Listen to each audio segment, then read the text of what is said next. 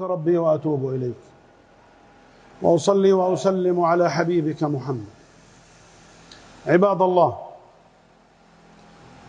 أردت أن أعرض هذه القصة وهذا الحديث الذي حسنه أهل العلم، كيف كان سلوك الرسول صلى الله عليه وسلم فيما يتصل بنصرة الدين.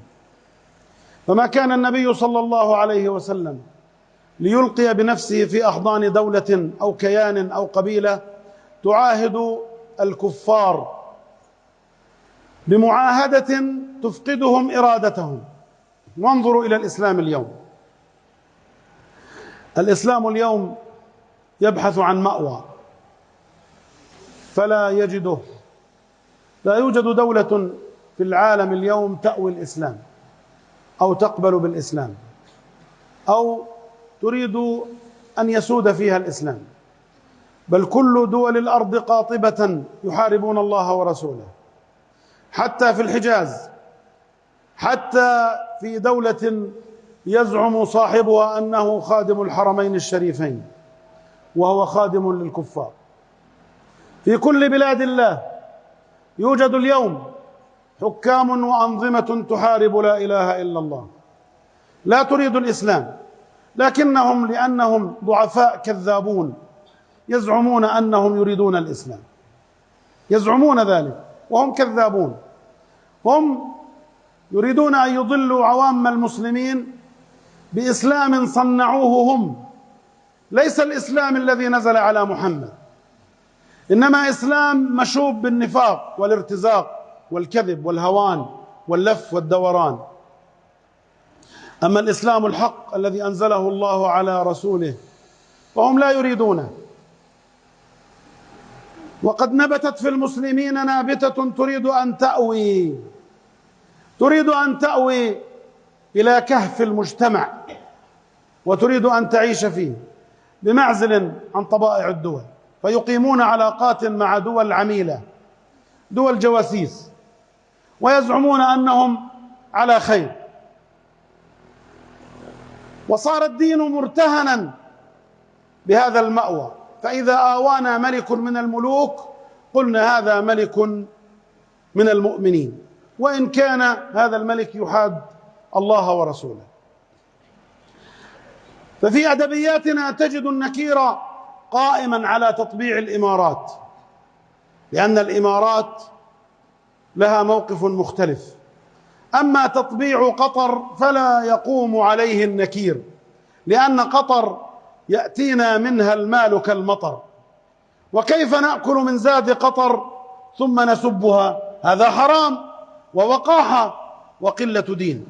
وقطر دولة وظيفية صغيرة الشأن عميلة لا تدفع المال إلى المسلمين إلا بأمر الكفار، فهي لا تملك القرار، وهي لا تدفعه كرما ولا إكراما للضيوف ولا إعزازا للسيوف، إنما تدفعه بأمر الكفار.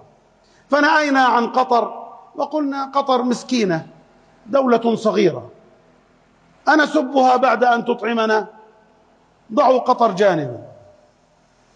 ثم ذهبنا إلى عبد الله الأردوغان، هذا الذي اتصل في هرتسوغ قبل أيام ليهنئه برئاسة الدولة، اتصل به مهنئا وقال له إن علاقات تركيا مع إسرائيل علاقات واعدة، سيما وأننا نتميز بإنتاج الطاقة والتكنولوجيا وكثير من مجالات الاقتصاد. وقال رغم الخلافات بيننا فإننا ينبغي أن نسير معكم لنحل هذا النزاع وهذه المشكلة الفلسطينية وفق القرارات الدولية، بمعنى على حل الدولتين، أن تعطوا هؤلاء الفلسطينيين دولة يعني كما يريد الغرب، دولة هامشية ضعيفة هزيلة شكلية، وأن تأخذوا دولة، أنتم تأخذون نصيب الأسد ونحن نأخذ نصيب الفئران. يتصل هذا الأردوغان خليفة المسلمين الذي امتلأت المساجد بالذين يمدحونه ويثنون عليه. والله لو اتصل زعيم الإمارات بإسرائيل لقالوا هذا مجرم كذاب جاسوس، الإمارات دولة ليست حسنة يجوز السباب عليه، لكن أردوغان هذا إنسان صالح، هذا لم يتصل هكذا، إنما له هدف بعيد. إنما أهلك من كان قبلكم، كانوا إذا سرق فيهم الشريف تركوه، وإذا سرق فيهم الضعيف قطعوه. هذا الميزان المختل الذي يلعب به المال والأهواء ليس ميزانا لله. فيا أيها المداحون لأردوغان، اعلموا أن أردوغان عميل للأمريكان، وضيع عدو لله، يبيح الزنا والدعارة ويطبق الكفر، ويوالي الأمريكان والإنجليز والأوروبيين، ويوالي اليهود، وهو عميل قذر دنيء نجس، وإن دعمكم وإن أعطاكم وإن رفع شأنكم.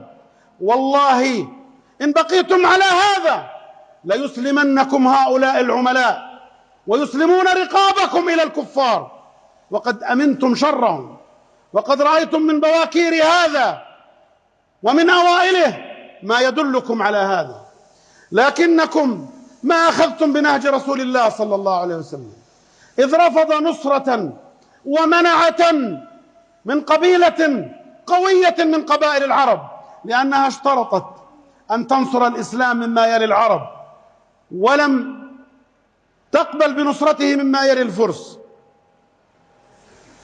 هؤلاء ينصرونكم مما يلي من؟ هؤلاء ينصرونكم ممن يلي من؟ ممن يلي أمريكا، ممن يلي اليهود. هل تحركت جيوشهم لإنقاذ الأقصى؟ تحركت جيوش أردوغان في أذربيجان وفي الشام وفي ليبيا وفي أطراف الأرض، لكن القدس لا يعرف طريقها. مثله في ذلك مثل إيران الكاذبة الخاطئة التي لها جند مجندون يغتصبون أعراضنا ولا يتحركون لنصرة الأقصى، كذابون دجالون أفاكون.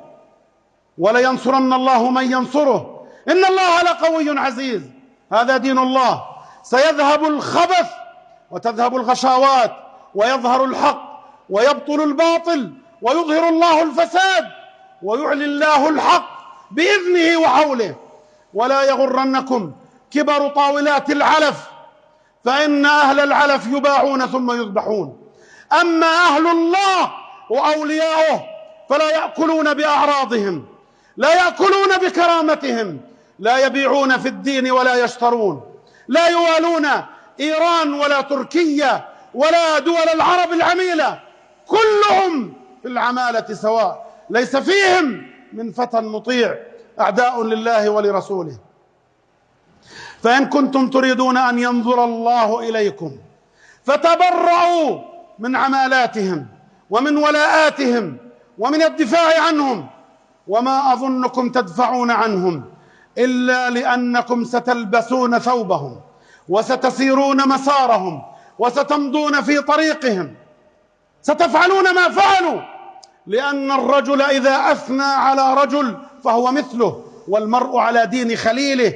وإن الذين يثنون على أردوغان رغم علاقته باليهود سوف تكون لهم علاقات باليهود، يدافعون عنها ويقبلونها ويبررونها ويأتون بالأدلة من القرآن عليها. هذا أقوله وأنا على ذلكم من الشاهدين، وأشهد الله عليكم رب العالمين، وأبرأ إلى الله مما يصنع هؤلاء من موالاة الظلمة المجرمين أعداء الدين، ومن التسلق واللعب على الحبال، فإن الله لا يقبل إلا الصدق الخالص. اللهم اغفر لنا ذنوبنا وإسرافنا في أمرنا، وثبت يا مولانا أقدامنا، وانصرنا على القوم الكافرين. اللهم انصرنا على شياطيننا، وانصرنا على أنفسنا، وانصرنا على أهوائنا، وانصرنا على الفلسفات والدجل، وانصرنا على التأويلات والمبررات، وانصرنا يا مولانا على اللف والدوران والأكاذيب والوساوس يا أرحم الراحمين. اللهم إنا نسألك أن تعلي شأن أوليائك وأن تنصر دينك. اللهم اجعل لنا مهابة في قلوب الظلمة المجرمين الفاسدين المفسدين. اللهم انصرنا على كل عميل أفاك كاذب يا رب العالمين.